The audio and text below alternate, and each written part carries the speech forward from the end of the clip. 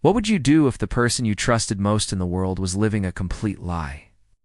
It was 2:17 a.m. on a Tuesday when the blue glow of my wife Amelia's phone screen burned a hole in my world. She was asleep, a picture of innocence, but the message preview on the lock screen was anything but. Last night was incredible. Can't stop thinking about you, it read, signed with a name I didn't know, Mark. My heart didn't just break, it atomized.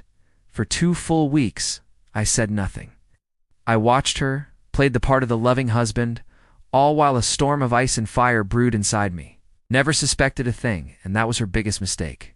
If you genuinely enjoy our stories, please subscribe to the channel. Tell us where you're from and what time it is right now. It's always fascinating to know how far our story flows. The first few days were a blur of silent humiliation. I'd watch her get ready for her late nights at the office, the scent of her perfume, a bitter poison in the air.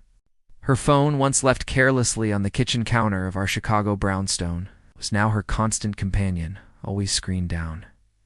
The excuses became more elaborate. A work dinner on a Saturday night, a weekend conference in a hotel I knew had a reputation. I found a receipt from a restaurant on Rush Street, a table for 2. Expensive wine on. A night she claimed she was eating takeout while working. She grew colder, more distant, her affection becoming a performance. When I'd try to get close, she'd flinch, blaming stress. The gaslighting was an art form. You're being so needy, she'd say, her voice dripping with manufactured annoyance. I'm just busy. You should be more supportive. She and him, they felt untouchable, wrapped in their bubble of deceit. One night I followed her. I saw them in the parking garage of the Thompson Hotel, a quick, hungry kiss under the dim fluorescent lights. That's when the grief finally hit me like a tidal wave. I drove to the lakefront, parked by North Avenue Beach, and just broke. The sobs were silent, violent things that tore me apart in the darkness.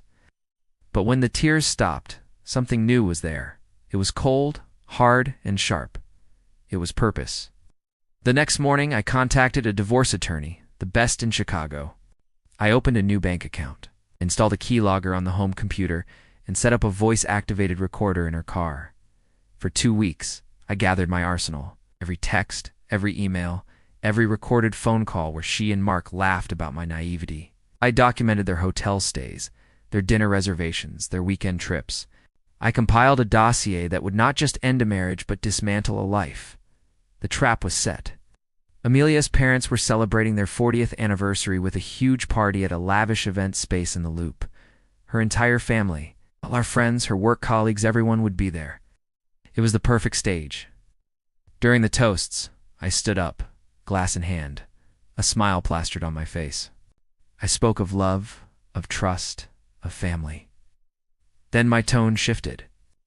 But sometimes I said, my voice dropping into the sudden silence, the stories we tell ourselves are lies. I gestured to the large screens meant for a slideshow of her parents. And I have a different kind of story to share. I clicked a button on my phone. The screens lit up not with family photos, but with screenshots of texts. Photos of Amelia and Mark kissing in that parking garage. Audio clips of their conversations filled the hall. Her voice, his voice, their laughter echoing in the horrified silence. I had sent a copy of the entire dossier to her company SHR department and the board of directors an hour earlier, detailing her use of company funds for her affair. I had also sent it to Mark's wife. As the chaos erupted, I walked over to Amelia. Her face was a mask of disbelief and ruin. I knew. I whispered, for her ears only. I knew for 2 weeks. Then I turned and walked out of that room, leaving the smoldering wreckage of her life behind me. I never saw her again. The divorce was swift and brutal. She lost her job, her family, her reputation. Sometimes late at night, I pull up the court documents, the final legal record of her destruction. It doesn't bring me joy. It doesn't bring me peace. It just is. The house is so quiet now. The end.